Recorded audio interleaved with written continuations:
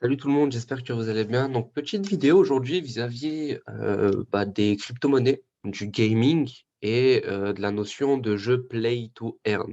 Il y a pas mal de choses à aborder. J'ai essayé de faire quelque chose de synthétique. Il y a beaucoup de liens que je vous enverrai si vous le souhaitez en privé ou que je partagerai directement sur Discord ou que je mettrai à la fin de la vidéo sur le lien de la vidéo YouTube ou dans un des commentaires. Honnêtement, je ne sais pas encore comment m'organiser mais je verrai ça. L'idée, c'est de vous présenter ça de manière globale et aussi de vous montrer comment trouver des informations. Parce que pour moi, c'est un domaine, par exemple, en parlant de formation, comme ça vous comprenez un petit peu ma vision vis-à-vis de tout ça. Pour moi, ça, c'est pas un contenu que je peux proposer de faire payer en formation, que je peux mettre dans une formation payante pour une raison assez simple, c'est que c'est du contenu qui est facilement trouvable sur Internet. À la limite, ça peut être du contenu qui peut être ajouté dans une formation payante, mais euh, le but là-dedans, c'est vraiment de vous faire du partage. C'est des notions qui sont assez simples à trouver, c'est des définitions qui se trouvent quasiment de partout. Par contre, ce qui peut être intéressant, donc ce que par exemple je ferais payer dans un coaching, par exemple, c'est de trouver les bons jeux, de trouver les bons filons, d'être au bon endroit au bon moment.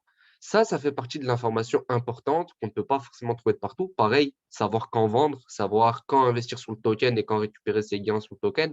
Enfin, c'est quelque chose d'assez global et d'assez différent de ce que je vais vous présenter maintenant. Donc là, le but, c'est vraiment de vous présenter le domaine du gaming dans la crypto-monnaie, la notion de play to earn et de pouvoir vous initier à ce domaine-là qui peut être lucratif et assez intéressant, surtout pour les personnes qui sont fans de jeux vidéo.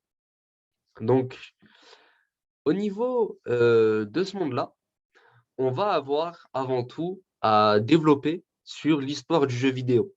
Parce que il y a eu des étapes dans le monde du jeu vidéo. Il y a un premier lien là-dessus, je vous laisserai si vous voulez vous intéresser à ça.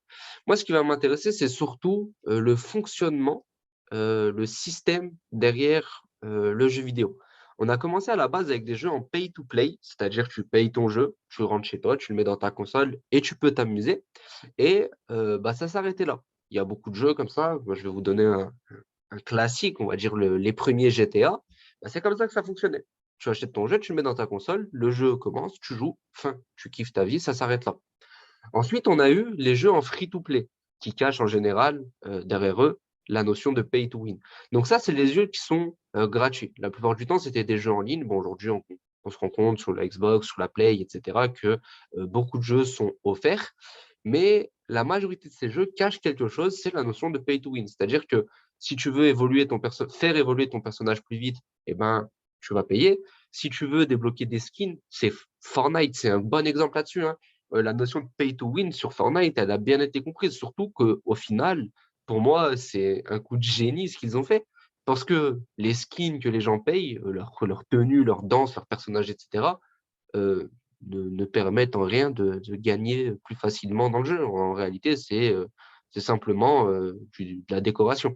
Et c'est quelque chose qui prend plutôt pas mal.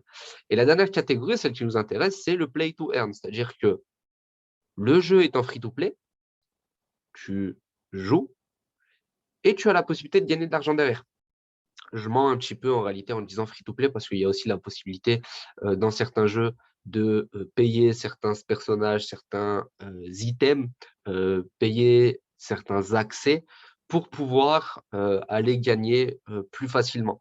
Mais dans les grandes lignes, ce qu'il faut comprendre, c'est que c'est des jeux qui sont accessibles en free-to-play. En général, on a la possibilité de sortir et que même si on se décidait à payer, on a cette notion-là de retour sur investissement. Il y a beaucoup de jeux comme ça qui sont sortis. Il y a beaucoup comment dire, de projets qui ont été mis en place dans cette logique-là. Et il y en a même qui sont possibles à automatiser, mais c'est quelque chose qu'on développera peut-être plus tard avec vous. Donc, le premier lien sur l'histoire du jeu vidéo, c'est celui-là, donc les grandes étapes du jeu vidéo. Il y a un petit peu de tout dedans. Honnêtement, c'est quelque chose d'assez intéressant. Ça nous montre aussi comment les jeux ont explosé, on va dire, et il y a des ouvertures sur le futur de ce monde-là. Honnêtement, pour ceux qui veulent un petit peu de lecture, ça peut être cool. Pour les autres, ben, passer outre, c'est pas ça qui va vraiment changer votre vie, en réalité.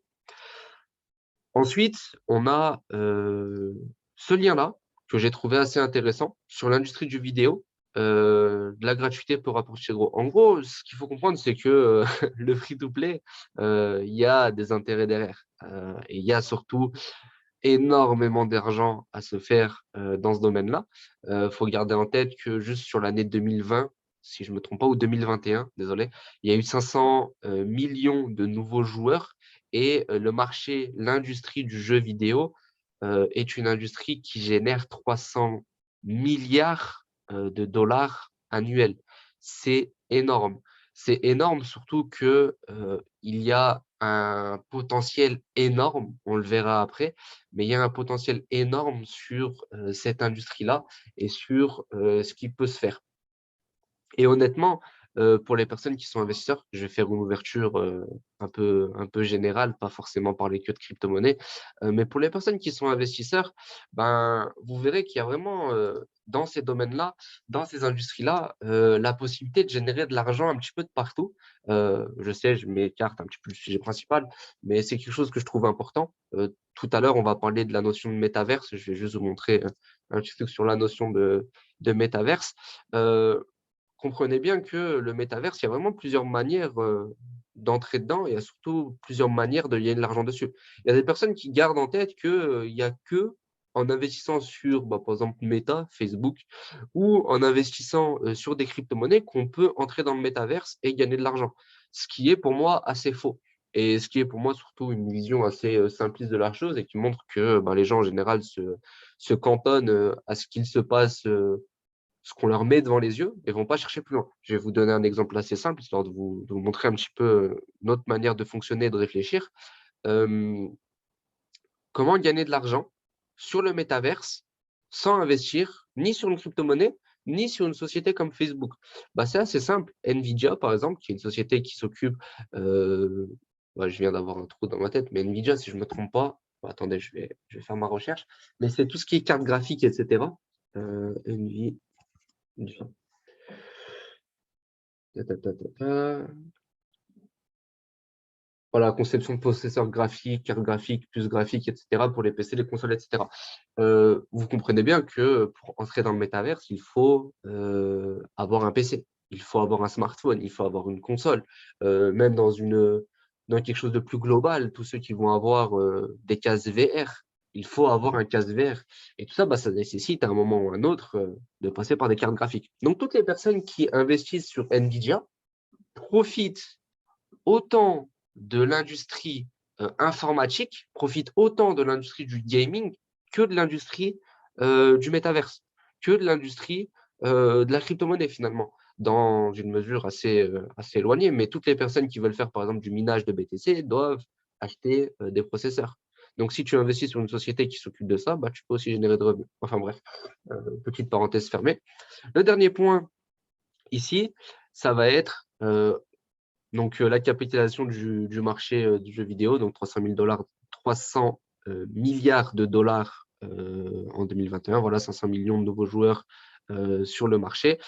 2,7 milliards de joueurs à travers le monde. Enfin, comprenez que c'est quelque chose d'énorme. Et si on arrive à toucher une partie de ces personnes, c'est vraiment quelque chose de fou. Et bah, vous verrez pourquoi je vous dis ça juste après. Je vous mets la dernière diapositive et je vous explique mon raisonnement. Pourquoi ces chiffres-là sont des chiffres qui sont, selon moi, selon nous, importants? Bah, c'est quelque chose d'assez logique, en fait. C'est quelque chose d'assez logique. C'est de se dire que si à la base, le monde du jeu vidéo, c'était pay to play, qu'on est passé ensuite sur des jeux free to play, donc pay to win, on a World of Warcraft, on va avoir Fortnite, on va avoir, euh, comment ça s'appelle, bah, les Call of, Warzone, etc. À la base, c'était tu payes, tu joues. Ensuite, on est passé sur les modes en ligne, où on pouvait avoir des armes et les développer, aller chercher un petit peu plus loin.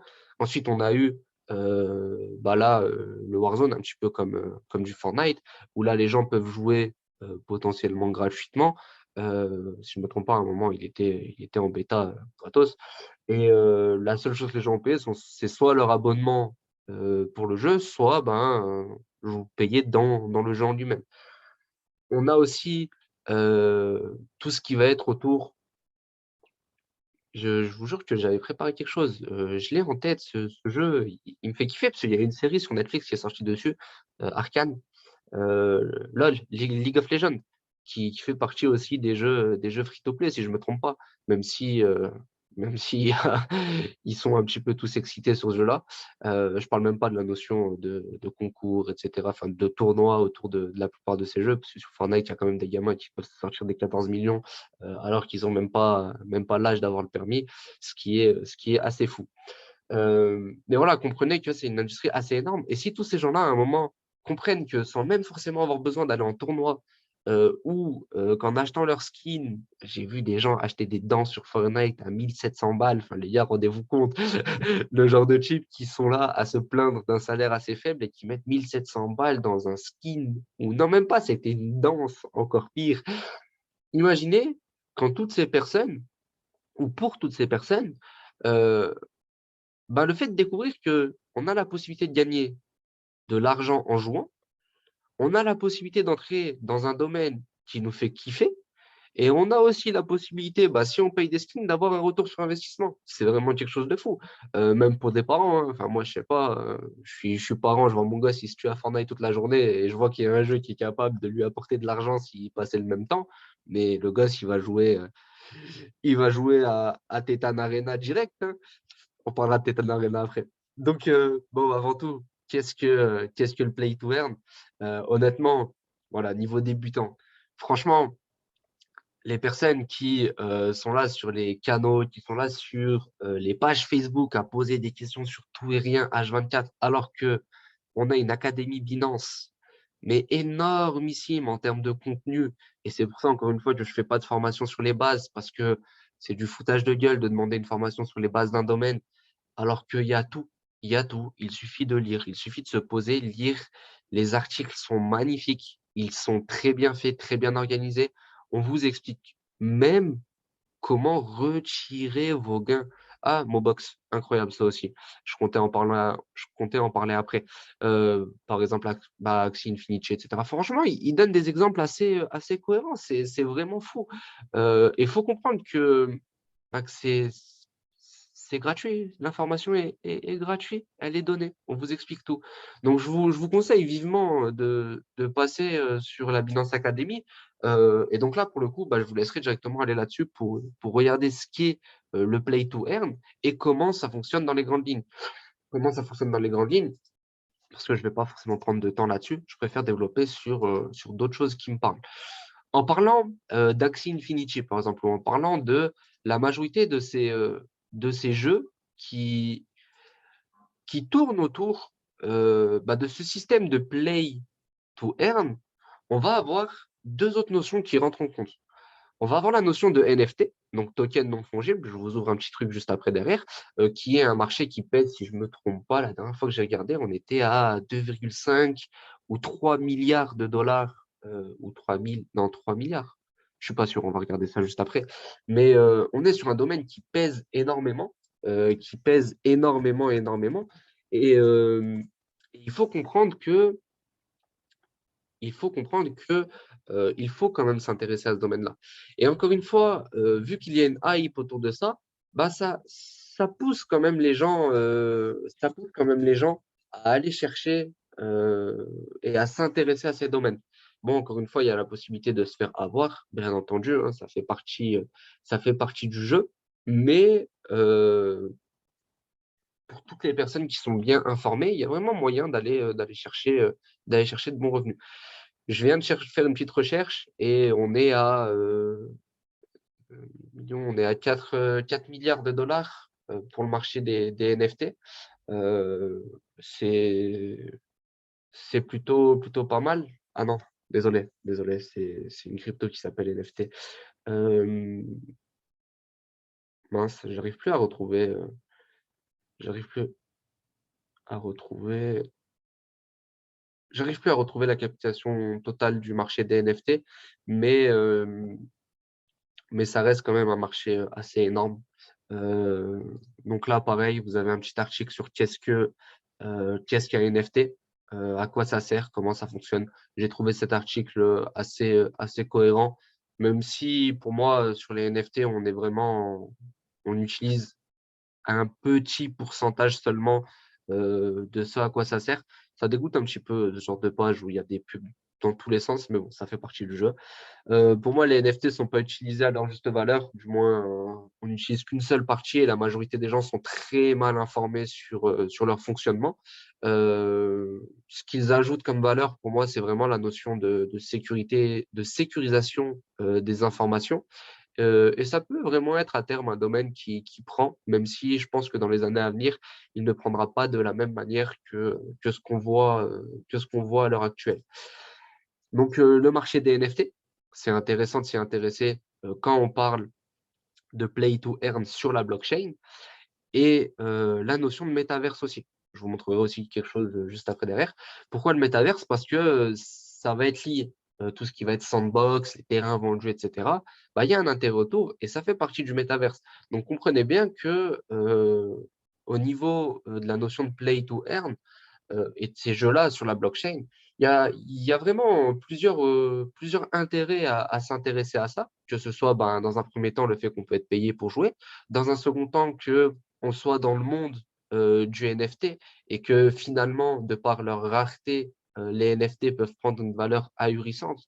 Il y a certains jeux, ils n'ont même pas quelques semaines, quelques mois, et les personnages sur les jeux valent des 7000 BUSD, donc 7 000 $. Enfin, rendez-vous compte. Bon, bien entendu, il y a des intérêts derrière et le jeu peut apporter de l'argent. Mais juste sur le fait d'avoir un personnage et de pouvoir le vendre à ces sommes-là, mais rendez-vous compte de la folie autour de ça. C'est comme si le premier gamin qui avait joué à Fortnite et qui a, je sais pas, tous les skins de toutes les saisons de toute la série, se décidait à vendre son compte Fortnite pour, je sais pas, 1 million. 1 million. Et quelqu'un vient et lui achète. Bah, s'il y a un intérêt derrière, si la personne a possibilité soit de gagner de l'argent, soit de pouvoir rendre cette acquisition cohérente. Parce que acheter pour acheter, bon, c'est peut-être pas forcément le top. Mais si on pouvait mettre une valeur et bloquer la valeur de cette chose, ou du moins pouvoir spéculer autour de la valeur de cette chose, bah, je vous garantis que tout le monde se vendrait des comptes Fortnite comme des fous. C'est la même chose avec les comptes Dofus. Je parle de Dofus parce que c'est un jeu que je kiffe pas mal et c'est parmi les premiers jeux que j'avais joué quand j'étais gamin. Mais imaginez-vous que la première personne qui a créé un compte Dofus et qui a monté, je sais pas, un Yop niveau 200 et qui a toutes les panoplies et qui a tous les Dofus, euh, bah, s'occupe de mettre sous forme de NFT son compte et de le vendre. Bah, il y a peut-être des gens qui seront prêts à l'acheter.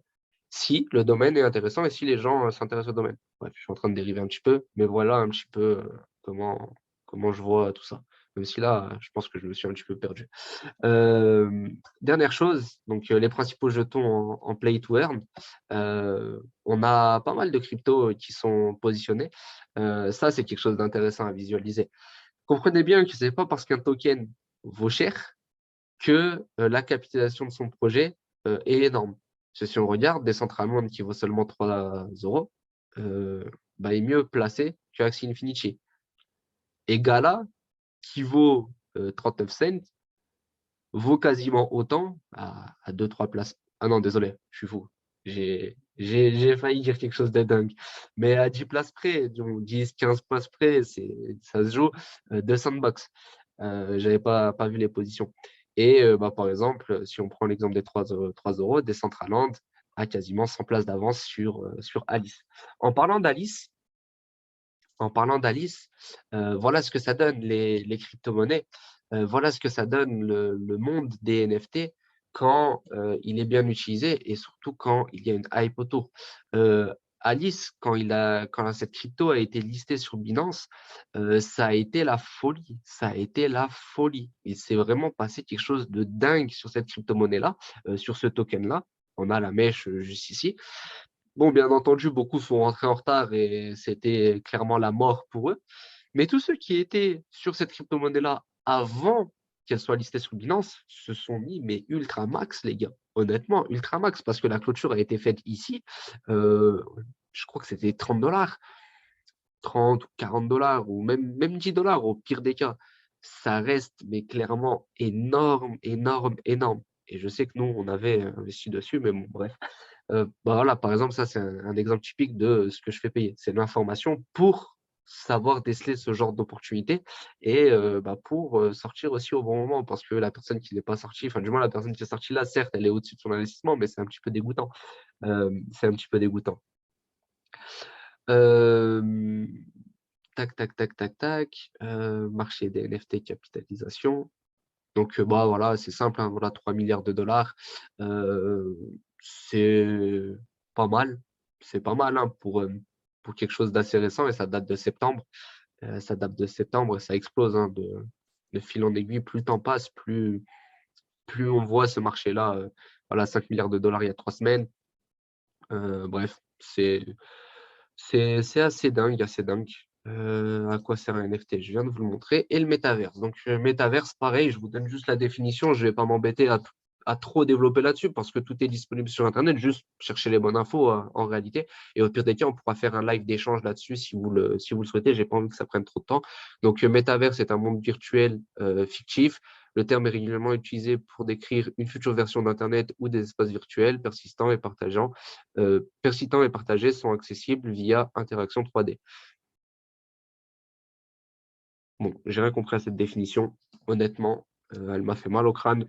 Euh, Comprenez que le métaverse, c'est un petit peu comme le jeu, comme le film plutôt Ready Player One, et que il y a vraiment une grosse hype autour. Si on met juste métaverse, crypto, bon, dès que vous voyez danger, ah, c'est assez fou, je l'avais jamais vu comme ça. J'ai vu danger. Je suis persuadé d'avoir vu danger. Ah, je suis déçu. Je suis vraiment déçu, j'avais vu danger. Bon, peu importe. Comprenez qu'il y a vraiment une hype autour de ça et qu'il y a une hype pour tout et rien. Par exemple, un terrain sur Decentraland, si je ne me trompe pas, s'est vendu il y a quelques temps, mais tellement cher, pour une raison assez simple, mais c'est assez fou, hein. C'est parce que c'était le terrain, la propriété à côté de celle de Snoop Dogg. C'est fou quand même de se dire qu'il y a des gens qui sont prêts à acheter pour ça et à mettre de la valeur là-dessus. Et c'est ça aussi qui est traite dans ce domaine, c'est que vous pouvez être le premier sur Sandbox, être le premier à avoir fait un terrain sur Sandbox, mais si vous n'êtes pas au bon endroit au bon moment, ben votre terrain ne vaudra rien. Et peut-être qu'une personne qui est arrivée 6 mois après vous a réussi à drop le terrain à côté bah, de celui de Snoop Dogg et vendra son terrain beaucoup plus cher que vous, tout simplement parce qu'il est à côté de la bonne personne. Encore une fois, ça fait partie du jeu. Et c'est pour ça que moi, de mon côté, je suis plus investisseur sur les tokens qu'investisseur que joueur ou que à fond sur la hype du projet et du jeu. Parce que bah, déjà, il y a des jeux qui ne me parlent pas du tout. Il y a des jeux qui payent très bien, mais qui ne me parlent pas du tout. Et il y en a d'autres bah, qui me parlent et qui payent rien du tout. C'est ça qu'il faut comprendre. En parlant de jeux, petit partage parce que parce qu'il est assez intéressant et surtout c'est un free-to-play quasiment complet. Il y a vraiment possibilité d'aller gagner de l'argent, même si c'est beaucoup plus long en free-to-play. Il y a vraiment moyen d'aller gagner de l'argent. Pour les personnes qui payent, ben voilà, on peut sortir entre 50 et 100 $ par jour sans trop de soucis. Pour les personnes qui ne payent pas, si je ne me trompe pas, il faut atteindre le niveau bronze, c'est assez long. Mais c'est quelque chose d'assez cohérent. Et pour les personnes qui ont du temps à passer sur leur téléphone de temps en temps, ça se joue, ça se fait. Pour vous donner un exemple, j'ai fait 2 comptes. Il y a un de mes comptes, je l'ai fait en free-to-play, donc j'ai rien payé du tout. Et sur 2 jours où j'ai dû passer 45 minutes et 1 heure dessus, j'ai fait 10 $. Bon, c'est rien, mais sur un jeu que je n'ai pas payé, juste pour avoir joué au même titre que j'aurais joué à Dofus, par exemple, ben, ça reste cool, on va dire. Et il faut aussi prendre la notion dans une autre domaine, c'est surtout les pays où les gens ont des payes relativement faibles. Quand tu regardes en Afrique que certains pays gagnent 2 $ par jour, ben voilà, 10 $, c'est une semaine de taf chez eux. Et c'est assez simple à récupérer. Donc, jeu assez cool, jeu assez intéressant, belle communauté. Il y a aussi une belle communauté francophone. Je suis tombé sur pas mal de Français. Très bien expliqué, très bien développé. Il y a beaucoup de vidéos YouTube dessus. Honnêtement, vous pourrez trouver pas mal de choses. Il me fait penser un petit peu à d'autres jeux qu'on a pu voir, mais bon, je vous laisse faire vos petites recherches sur YouTube. Ce sera beaucoup plus simple pour vous de regarder tout ça. Il y a des vidéos assez cool, assez intéressantes sur ce jeu-là en particulier. Et je pense que c'est une bonne introduction, puisque, encore une fois, pas forcément besoin pour le moment pour vous d'avoir de compte Binance, d'avoir de compte MetaMask, désolé, ou quoi que ce soit. Téléchargez le jeu, jouez-y.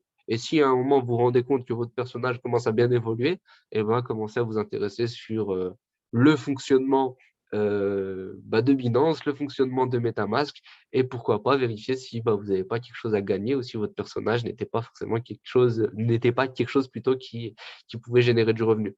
Euh, je pense que cette vidéo est déjà assez longue. Je vais la poster sur YouTube. Je vais vous mettre la majorité des liens en description. Et pour ceux qui ont des questions, n'hésitez pas à venir sur Discord, à échanger et à partager. C'était peut-être pas la vidéo la plus qualitative que j'ai pu faire jusqu'à présent, mais c'est une bonne introduction, je pense, pour tout ça. Bonne journée tout le monde et on se donne rendez-vous un petit peu plus tard sur le Forex, sur la crypto, sur le pôle sport, peu importe. Et bienvenue au nouveau sur notre Discord. Salut tout le monde!